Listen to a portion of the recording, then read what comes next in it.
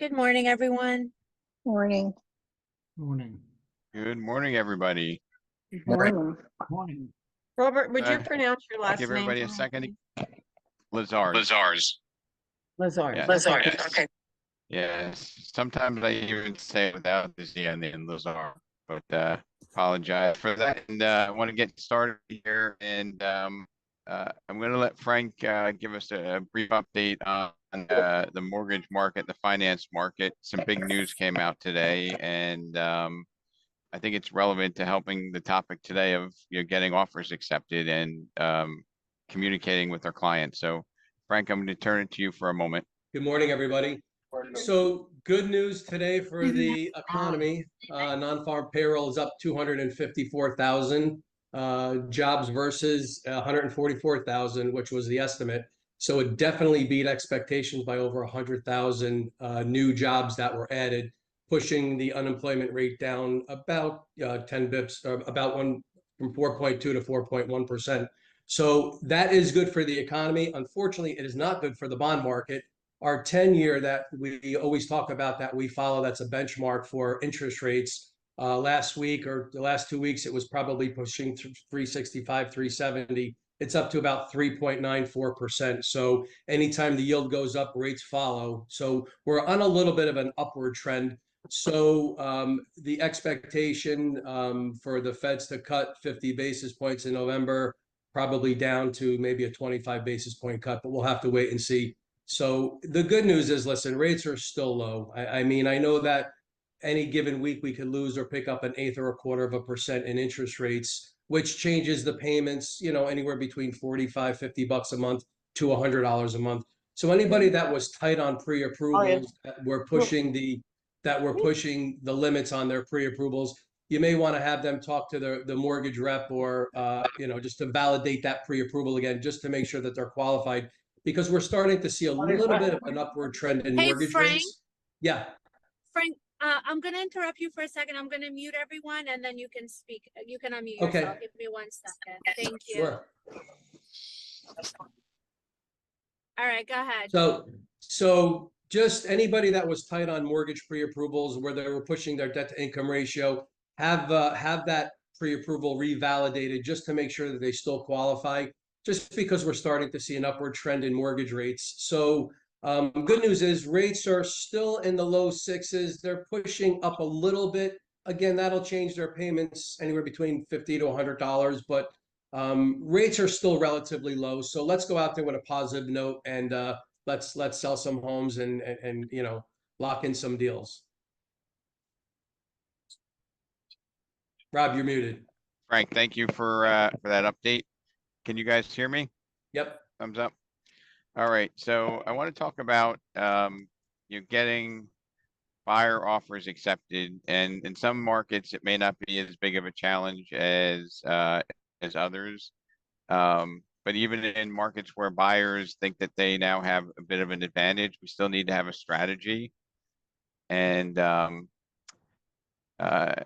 process. It shouldn't be a random event. Okay. I'm going to start with sharing a story, and then I'm going to talk a little bit about a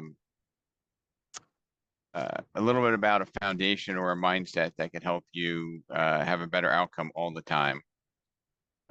First of all, I think I see Mark on the line. I don't know if you still there, Mr. Feingold? You want to unmute yourself for a sec? Got it. All right.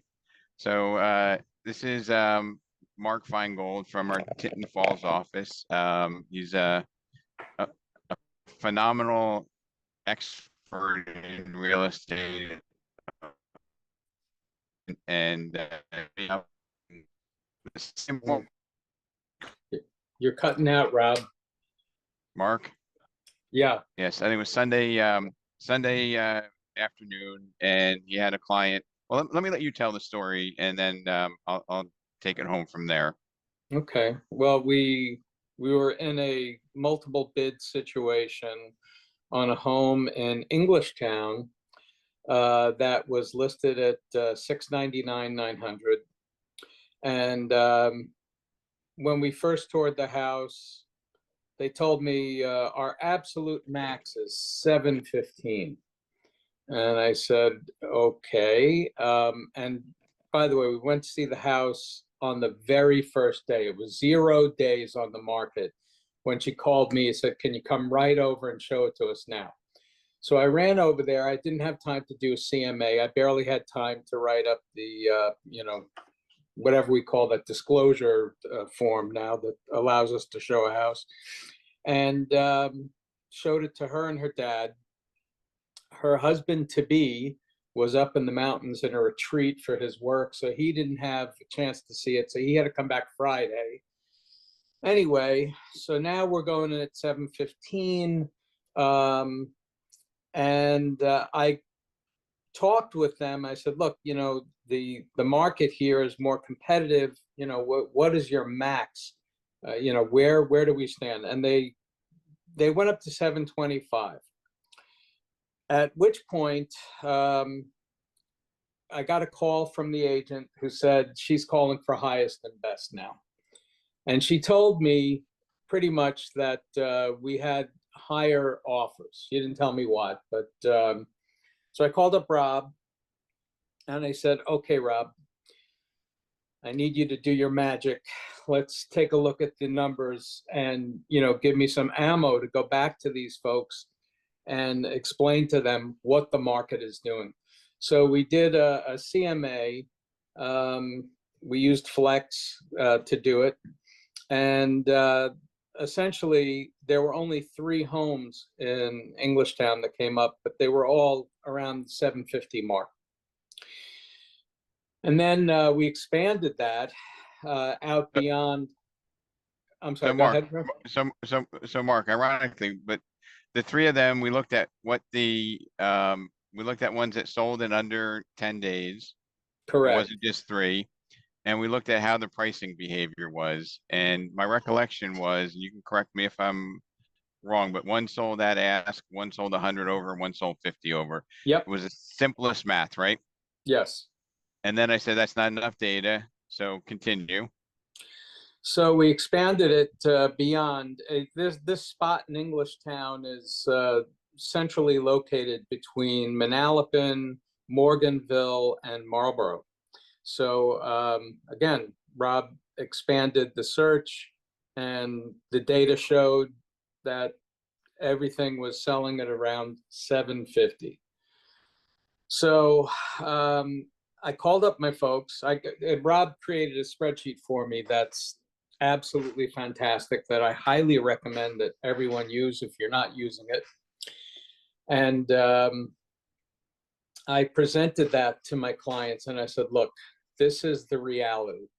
This is where we're at.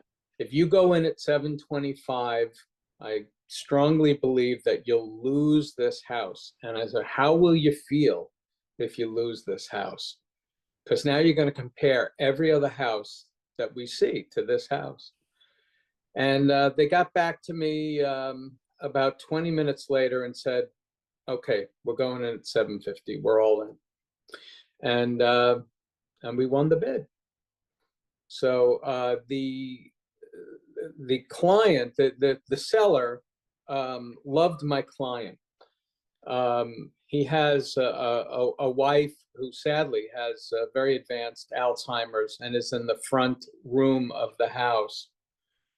And my client is a 26-year-old girl, and she's lovely. She's very sweet. And she brought she asked me, would it be okay if I brought some flowers over? I said, sure, absolutely. If you're feeling that, then totally do it. So she did it. And the husband, who's a man in his 80s and in great shape, was very moved. He was very touched by it. So he wanted to sell to my clients, but the numbers, weren't lining up. So we got them to line up, and bam, we got it. We won it. So thank you very much for that, Rob. It was very helpful. Wow. Well, thanks for asking for the experience that we could share with your peers. I want to share on the link. Can you guys hear me, Tyler? Yes? Yeah. Can you hear me? Yes, can hear you Okay, fine. good. So on the link that the mastermind link, there's a document attached.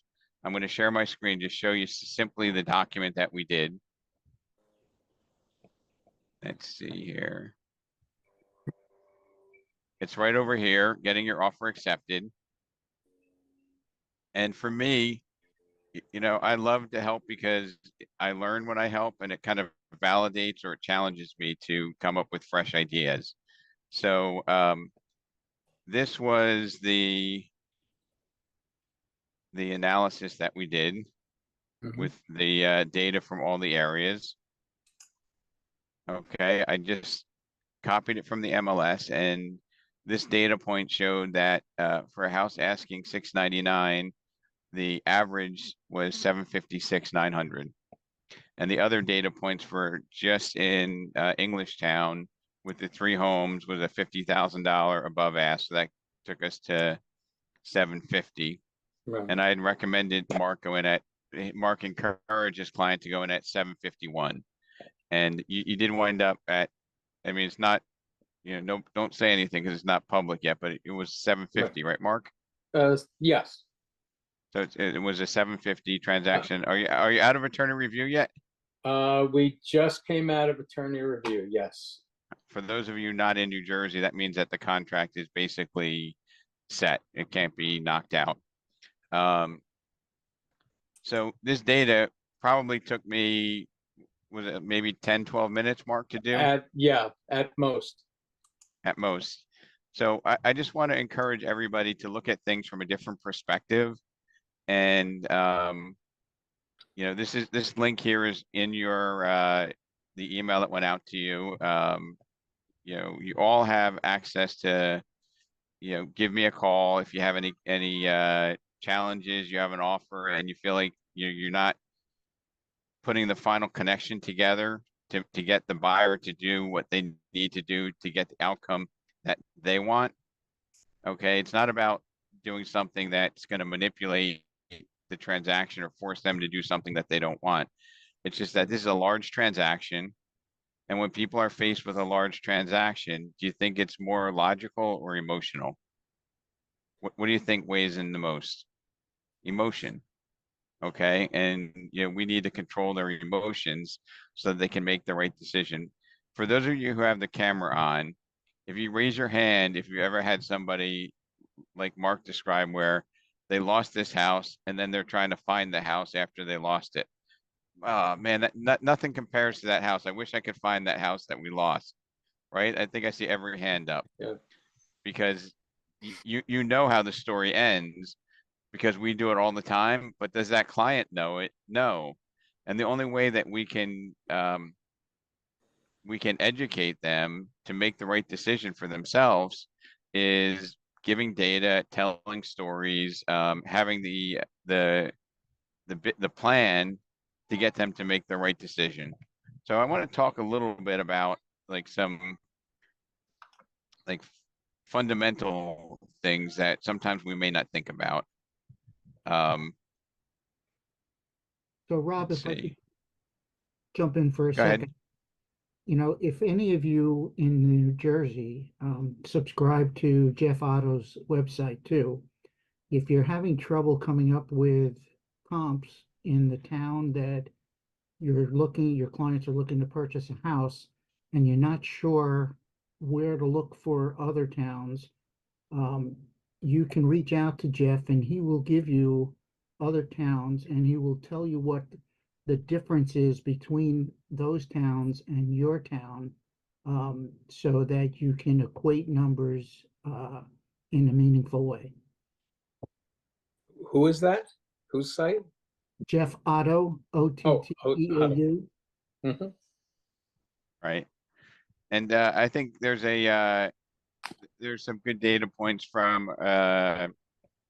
is it from a title company, Tyler, in Arizona, that give you just some good market data and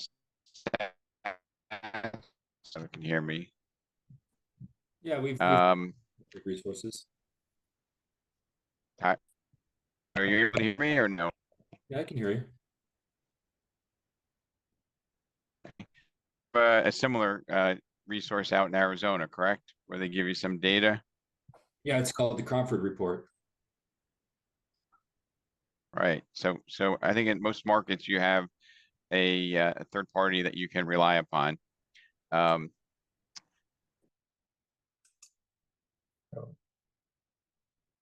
I think we lost you, Rob. Yeah, no, I need Elon Musk Starlink here, having some internet challenges. So in the previous mastermind, we talked about for sellers, when we have those conversations, that we want to have an equal standing at the table. We want to have a list to sell mindset. We want to stop telling the seller what their house is worth and start educating them on the right strategy for them. And we talked about sellers don't argue with their own opinion. Now, we can just do the flip of this and say that if we can educate buyers on the process and what to expect, they will buy into it more. So it's not just enough to have the knowledge and the data. We need to have the strategy and put the whole package together to help them come to the right conclusion. Let's see. So you may not say that this is appropriate, but I really think that leadership is important in helping a buyer or a seller make the right choices. And leadership is the ability to change thoughts, feelings, emotions, and actions of another for a greater good. So, in my opinion, leadership is our ability to change thoughts, feelings, emotions, and actions of another for a greater good. Would you all buy that that's a reasonable definition of leadership, at least in a transaction? Yeah. Okay. So in order to have leadership in a transaction, because there's one thing that I know for sure is that Mark's buyers are going to be eternally grateful for the leadership he had to help them get the house that they wanted. Okay, and they're not going to be chasing AFK. So we need to have okay, unstable internet. Can you guys still hear me? Yes? Yes. Okay. So so we need to have the ability to influence people to make the right decision, which is like a lot of, I'm unpacking a lot here. Some of you are going to say, I just signed up to sell real estate. This is really complicated. All right, we lost you. But it is, but it isn't. Okay. Rob, we lost you. Selling real estate requires We can't make out what you're saying, Rob.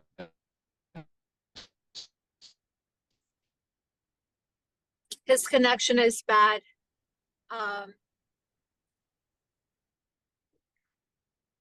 He should get in the car with you, Adona. Your connection is great. I know. He told me to be a co-host in the event that this happens. So now I guess we lost him. Yeah. Let me reach out to him.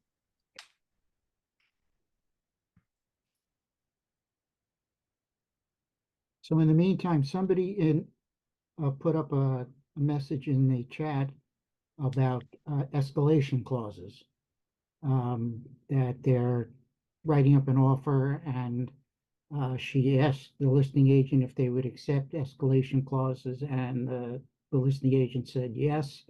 And she wanted to get a feeling from those of us on the call who have used them, or if they have a specific feeling about escalation clauses. So if anybody wants to comment, please do.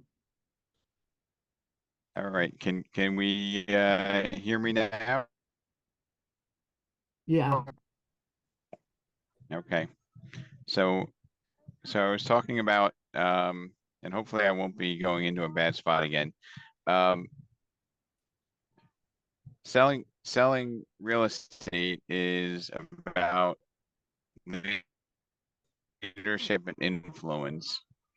And, if we can't lead people to make the right decisions, then, we're gonna be stuck chasing the deal that got away. And the ability to change thoughts, feelings,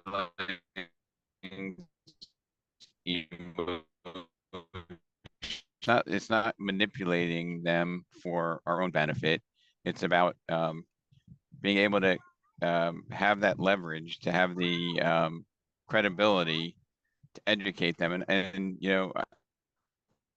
I told Mark when I got the text that it really made my day when I heard that that worked out, because I felt very certain that that was the right choice. And I know that those clients are going to be grateful for many, many years to come in their home for making that choice. So in order to have leadership and influence, you do need to have confidence. Okay. And the first thing that you need to do is control your own state of mind, right? Because if you can't control your own state of mind, or you don't have the confidence that you need to talk with somebody, you're going to be jeopardizing the transaction. It's just, there's just no other way that it happens. And I was also talking with one of our team leaders, Sandy Chambers, working with a newer agent. And we were talking about, when there's an offer being made and somebody that's newer, less experienced is struggling. But if you're an experienced agent and you know that market, your own self-confidence uplifts you and lets you figure out the way to get that transaction done. Like Mark built tremendous rapport with the listing agent, where they came and they told him in essence where they needed to be. And Mark, did they kind of tell you what price you had to be at to get it? Yes, You're still on? they definitely did. Can you talk a little bit about like how that went on? Well, she sent out a little note calling for highest and best. That was Saturday. And then she called me up and said, listen, I know, we asked for highest and best, but I just want to let you know that my seller is madly in love with your buyer. And I said, well, okay, I can understand that. I mean, she really won him over. And the flowers that she bought for his wife, it was a lovely move. And he was touched by it. So she told me that. And she said, look, here's where you need to be. And I said, okay, and I said, we'll try to get there. I'll talk with them. So she did give me a push, and that really helped us get over the top. That and the numbers that, I got from Rob, which were very helpful. Because for a day and a half, we had, started talking about where they need to be. And then when you see it on paper, you see all those numbers side by side, that, that helped. So it also helped that her father was involved in the transaction and was gifting them some of the down payment. And he's got a lot of experience. He's been purchasing properties, and he owns a couple of bars here in the state. And so he understood where we were going and what the value proposition was. So yeah, she helped, and so far we have a very good working relationship. So in the back of my head, I also hear things that I learned from others. And, there's somebody on this call that uses the term stop the clock, where when you're looking, you need to get off the hamster wheel and get into home ownership. Glenn, you want to share the mindset of that if you can talk? Because that kind of is in the back of my head as well. Yeah, you can hear me okay? Yep. Okay, so yeah, I use that statement a lot in that clients always think they're going to outsave the market, and that is never, ever, ever going to happen. The odds on them doing that is almost slim to none. So you have to get in. So get in at any cost, and then you're on. You're in the mix. So now when your house appreciates and you want to upsize, downsize, whatever you want to do, you have the ability to do so. If you never get in, you probably will never get the chance to do it. And if you think you're going to outsave the market, you don't have a shot. And in terms of mindset, and a lot of this, Glenn, is your mindset and your ability to communicate that to people, right? And if you're an observer like me to Glenn's comments, was Glenn selling anybody when he mentioned that? I don't feel that there's any sales. I feel like it's just, this is the information. If you don't, if you're not successful here, you're going to be chasing the market. Your savings that you're building up is just going to be going to pay a higher price, right? If the public can understand that, they'll act more rationally, right? And it's not being sold. Is there anyone else that has any dialogue that you want to share that you use with buyers to educate them on the importance of making the right decision sooner rather than later? Because we all know with sellers, right? When's your best offer normally? Is it the first couple of days, or is it 2 months later when the perfect buyer comes along? First. It's when it's first introduced to the market, right? So the converse is also true for buyers. If they can find that right house when they enter the market, they're going to see some homes. If they land on the one that works, we need to give them the strategy to be successful to buy that particular property, and get rid of the fears and the demons that are in their head, because they're going to think, oh well, maybe it's too soon, it's only the second house I saw, and they're going to be chasing it. So if it's the right house, educate them on the strategy to get them to take action to be a homeowner. It's probably like 95-5 or 19-1 in terms of people who take action and have regret versus the other way around. It's overwhelming that Mark's client, if he didn't buy that house, would probably be searching for another year, might actually not buy with Mark, right? Because they might associate the fact that they lost the house with the agent, right? Mark, do you think it's possible that a client could misplace the decision on you as opposed to their own decision when they lose a house? Absolutely. Sure. Yeah. Right. I've seen it happen. I've had people say, you know what, I just feel like I was unlucky working with, Mark, so I want to switch agents just to try. And it's just not the right thing for us to do. Okay, we need to be able to get leverage. We need to be able to have leadership. We need to be able to have influence. And influence is really a pretty powerful word, because we have to influence ourselves, and we have to influence ourselves to do the right activities in a consistent manner, right? That's what gives us success in this business. And then we have to have the process and the ability to influence our landlords, tenants, buyers, sellers. Like, we need to be able to influence them to make the right decision by the conveyance of value and knowledge. So, I just want everybody to process that for a moment. And some of us also, I'm gonna, bring this concept into, leads that are not warm. So if we get leads from Remax or third-party sources, that same principle that Mark and I use to get a deal accepted, and it's not a unicorn. Okay. I knew that, Mark's not going to believe me, but I knew we'd figure out a way to work that out. Just like when we went on a challenging listing, Mark, I knew we'd figure it out, right? Yep. And Mark's also has the distinction of being on a discount listing appointment that we're on that actually worked out right. Yes. And Mark, what's your um, best recollection or most memorable point of that listing conversation that we had?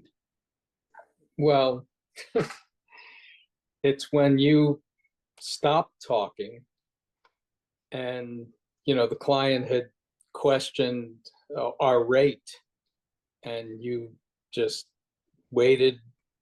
I don't know how long, it seemed like 10 minutes, but it was probably only 30 seconds, Rob. But you totally just changed the subject and said, so when do you want to start? When, when can we list?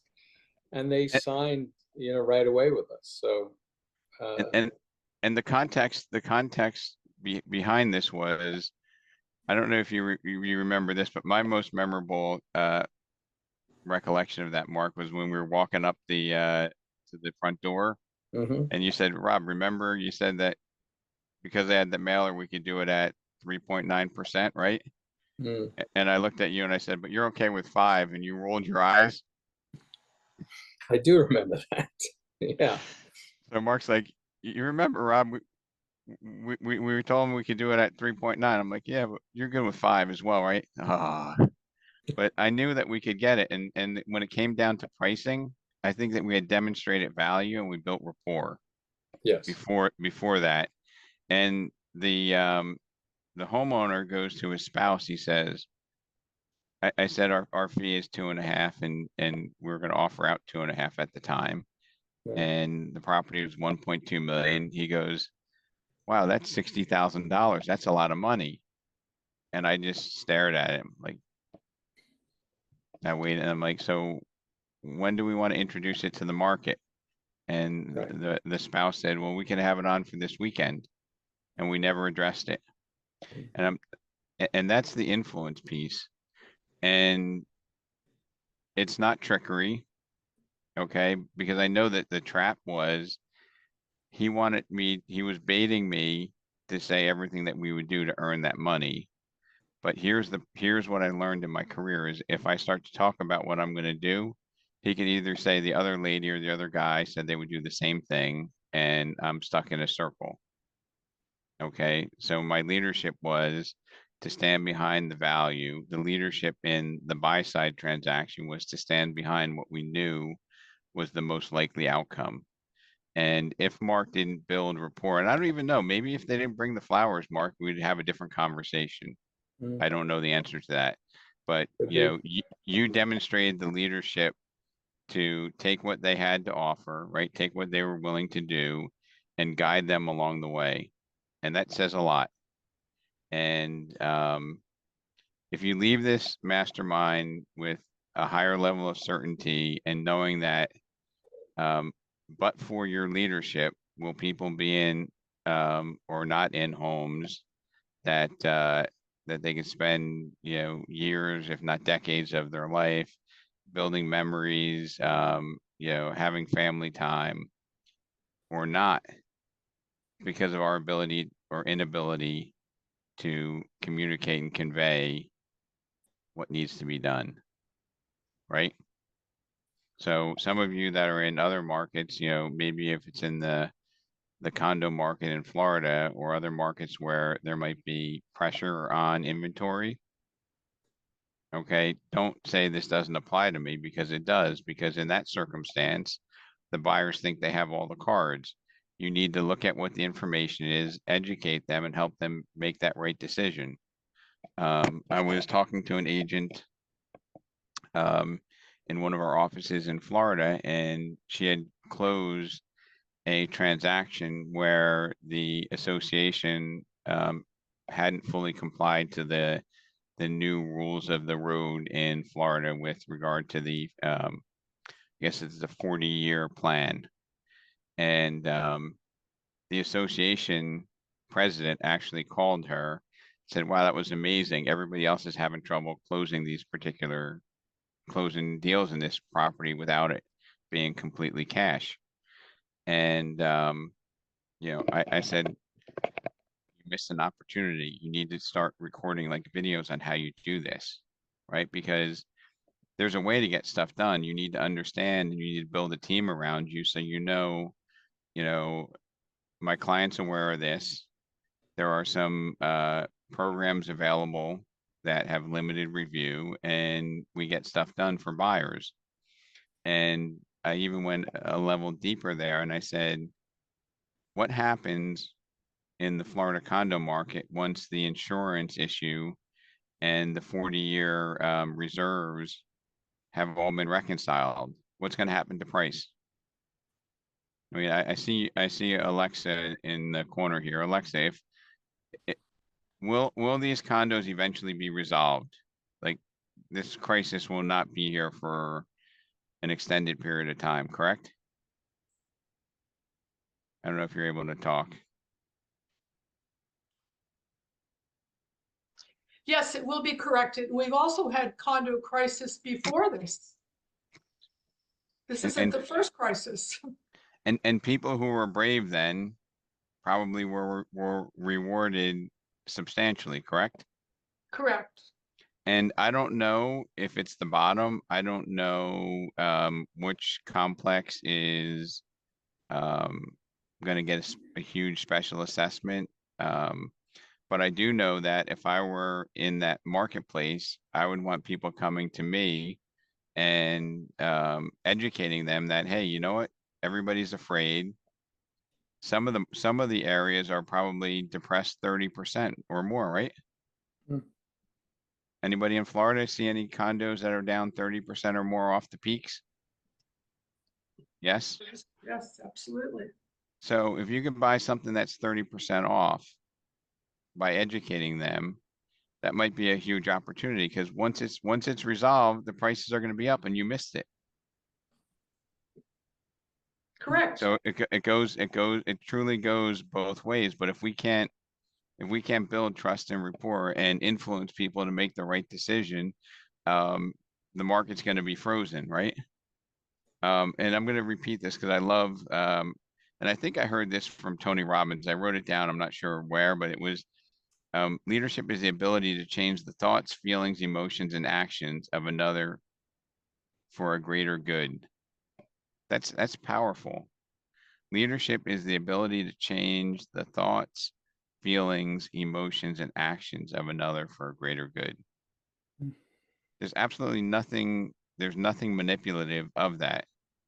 And if you're doing something for your own good, if I'm doing something for my own good and I'm trying to get somebody to take some action that's not in their best interest, I will fail every time because I'm not a Hollywood actor. I can't do it. I can't pull it off. But if I believe in it, I'll find a way to influence and change their thoughts, feelings, emotions, actions, and it's all for, helping them with a better outcome. Okay, and I don't care what market we're in, whether it's, Mark Feingold with multiple offers or whether it's looking at, 42 condos that are available because nobody knows which complex is gonna, get whacked with the big assessment for the 40-year reserves, or which condo complex is having challenges getting insurance. Okay, that is an opportunity for us.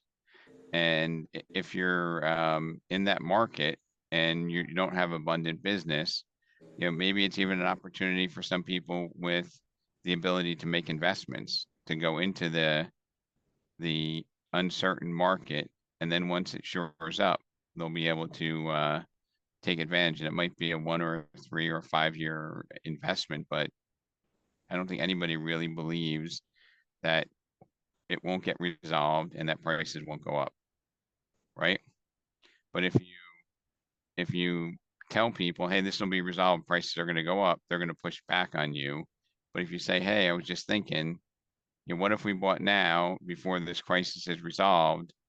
What do you think is going to happen to prices if we want to buy after it's resolved? What do you think is going to happen if we don't buy and then we want to go into that market, or if we're an owner and it gets resolved? It all all that benefit goes towards the people that make the right choices.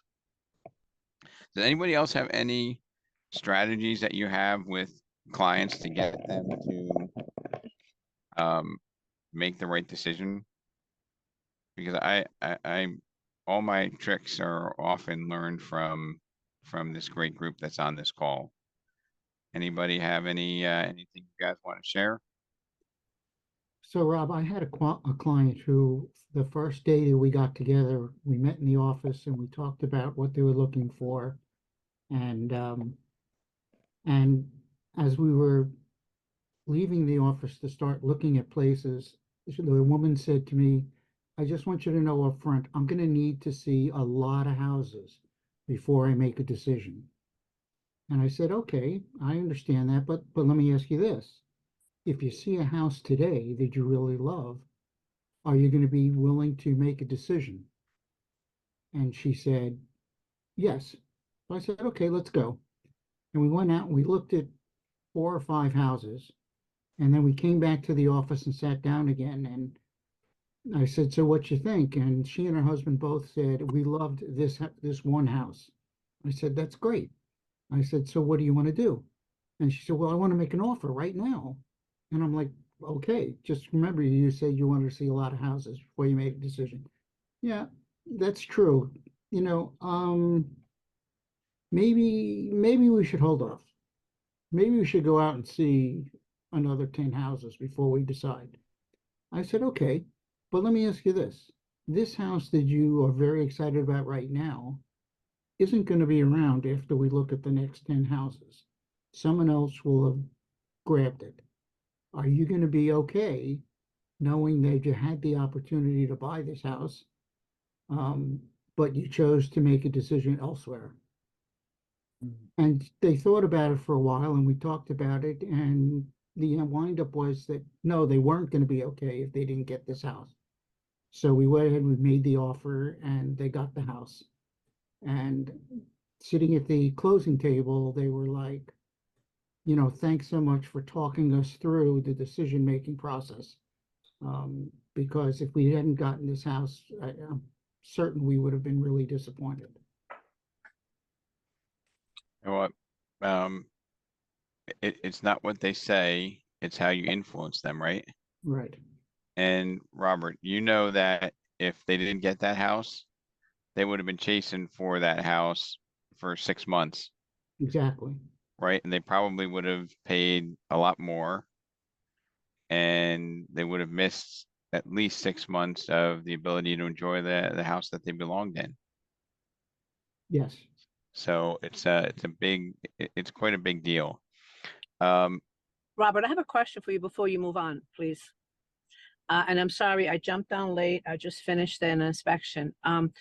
My question, you were talking about condos, and I know I'm closing on one actually this week, but it was 3 months to get approved, all because of I guess the issues that now they have with all the associations, and they're having X amount that they're required to have X amount in reserves. And so what was your, I know you said that you thought that was a good investment opportunity, but how do you even get someone approved in some cases when they don't meet the criteria to, you know, to get approved, the HOA, that is, not the Okay. buyer?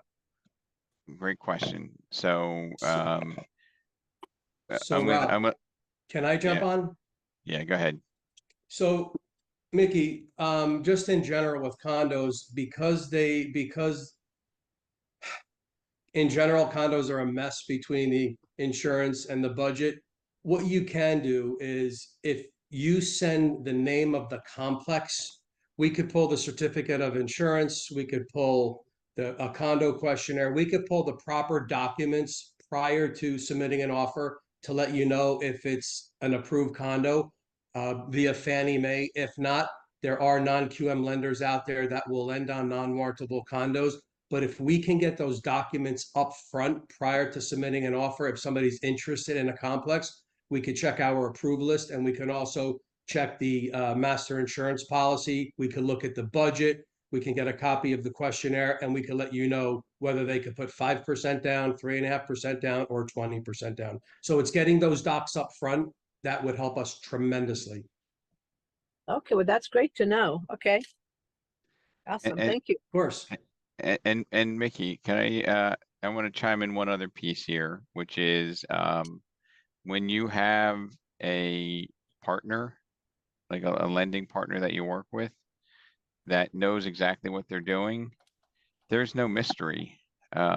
There's no, I'm going to borrow a line from one of our teams, no surprises ever, because we've done this. We know how it works, right? We know that if you understand where it is, and I think, Frank, sometimes you might have to put a little bit of a larger down payment, correct? Yes, if it's a non-warrantable condo, then you have to put 20% down. Otherwise, if it's FHA approved or we can go conventional, it's anywhere between 3.5% to 5% down. Right. And Frank has been doing this for a long time. Our other lending partners are equally as knowledgeable. I do not get any calls from, your peers saying that I worked with, Cornerstone First or Motto, and, they discovered 5 weeks into it that the HOA is not approvable. Okay. They understand this and they address it first. And when I was talking about, it might be a good opportunity, Mickey, it's because if other people can't borrow on it, right, then the price is going to be a little bit depressed, right? They're not going to get the full value. And if you know exactly how to do it and you educate your client that, hey, here's some of the headwinds in the condo market, and here's how we can exploit it and take advantage of it, to the best of our ability. So there are some condos in all markets that you probably do not want to be going into. You need to understand and educate your clients on that. I know we got 12 minutes left here, but I want to make an announcement. And it's a little bit late this year, but we're going to be having what we call our T2 Summit, which is the first T is for team leaders, and the second T is for top producers. Okay, we're doing that in Baltimore, Maryland on the 29th of this month. You're going to be getting an invitation if you are a platinum level producer, which is 250,000 last year or above. And if you're not, let's get your numbers up there for next year. And, platinum team leaders as well. Last year we had a great event in Nashville. Anybody in Nashville want to give a 30-second plug? Who was in Nashville last year? I was there, and It was a good time.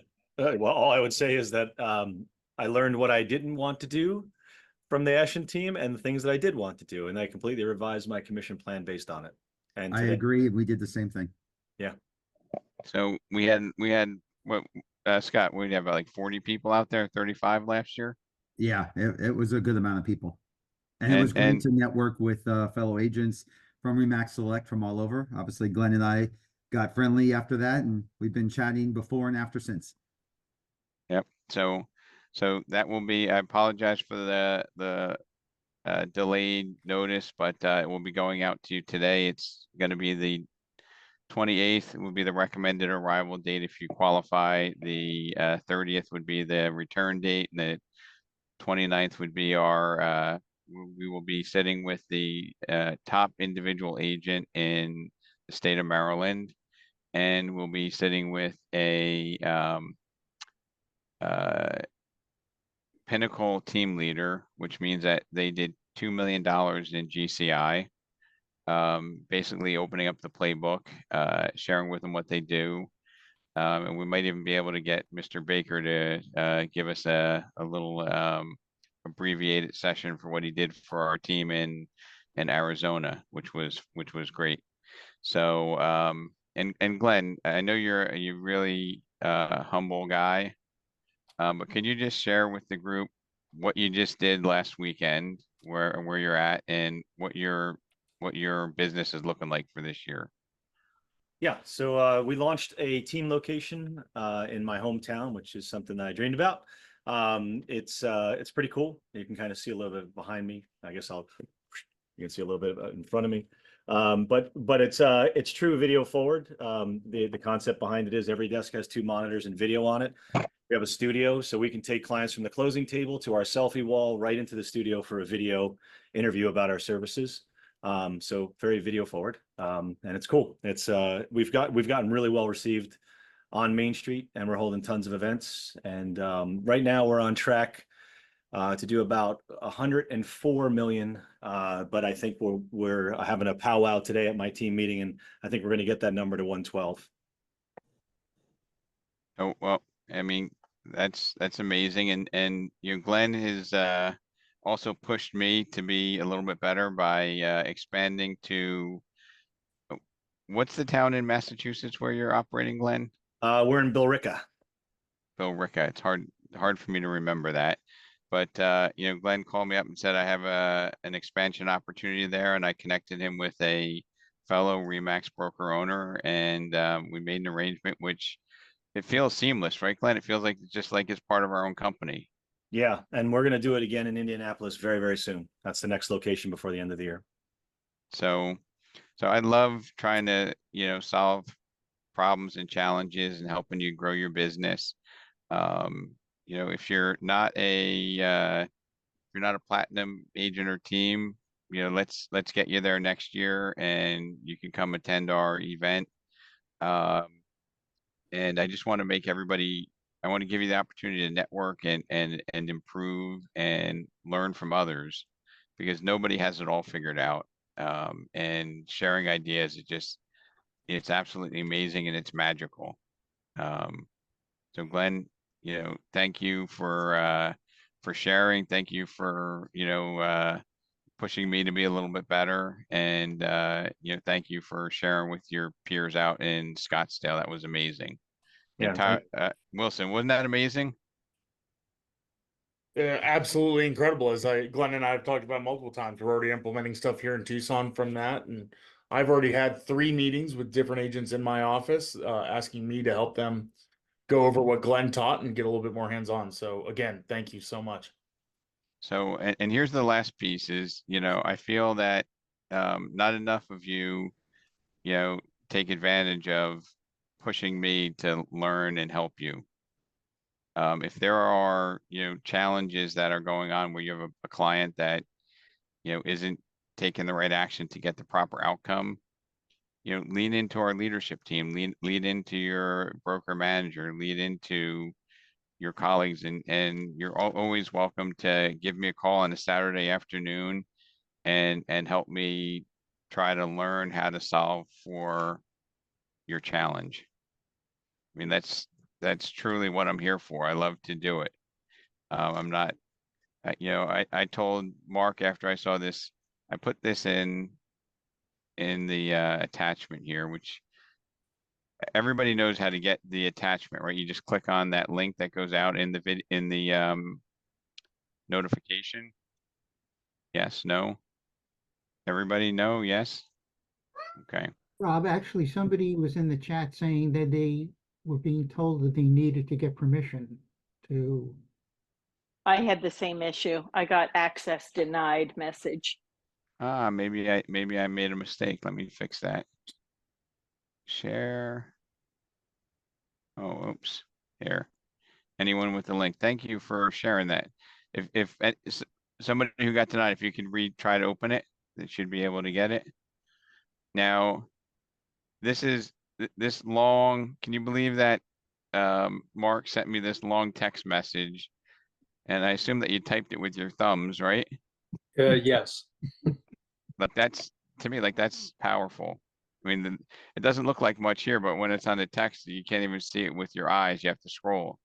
And it's, good evening, Rob. I want to let you know that after a little back and forth tug of war, I was able to leverage the CMA spreadsheet data that you provided me to a successful offer on 4 Willow Lane, Englishtown, New Jersey. My clients were quite resistant and determined that they would not budge above an offer of 725. Well, when best and final was called, I pushed them to 729, and it goes on and on. It explains what Mark had shared with us. But to me, like that, like, I enjoy doing that. And go ahead. Does it work now or no? I didn't receive the email.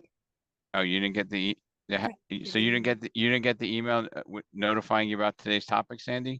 No. Okay. I will make sure that we double check to see why. Did you check spam? But I received the email. It says like Mastermind today, 11 a.m. I did receive that, but after then I didn't receive anything. Oh, no, but there's a link in there. I'll show it to you. Okay, there's a link. Yeah, there's a link in there. And every week I try to put a link in. I'll find here's the mastermind. And I'll say that when you do video, don't watch your video because you'll never send it out. So I do my video once, I save it and I send it out, and I hope I'm not embarrassing, but otherwise it would never go. So here's this getting your offer accepted. You click on it and it takes you to the document. Oh, okay. Okay. It did work for me this time, Rob, since you reset it. Yeah, sorry about that. So please, when you see challenges, there are opportunities, and if I could help solve it and share it with the rest of your peers, that's the magic of being a larger organization. And basically, if I can take one thing, like what everybody does well, and share it with the group, we're going to be unstoppable, literally be unstoppable. So, is there anything that you guys or ladies have for maybe next week's topic? Well, Rob, I have a suggestion that actually goes back to something we used to do in the company. I think it's great that you do what you do for the top agents in the company, where you get them together and they can talk to each other about what works and what doesn't. We used to do like sales rallies where the regular agents could all get together and talk to each other and communicate. And I think something like that would be very worthwhile in terms of trying to help the agents get up to the level where they can go to those elite meetings. So I just wanted to put that out there for something to think about. Okay. I made a note, and I think we'll do our best to get a speaker. And the challenge is I just have 3 markets now, but we'll figure it out. We will. And another change, because I want to wrap this up on time, is I want to start having more consistent, regular content put out. And part of my initiative is going to be to get a cadence of role playing. And I know that that's sometimes awkward. And that might be done through a Mindset Monday is what my belief is. I'm going to nominate Tyler and some of our more techie people to do a Tech Tuesday to lean into KV Core and other technologies that we have.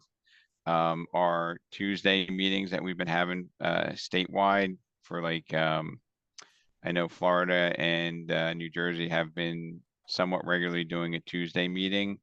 We're going to have to repurpose that to another day of the week. And I don't want to overwhelm everybody by meeting, but I want to provide access to resources that you feel that could be helpful to you.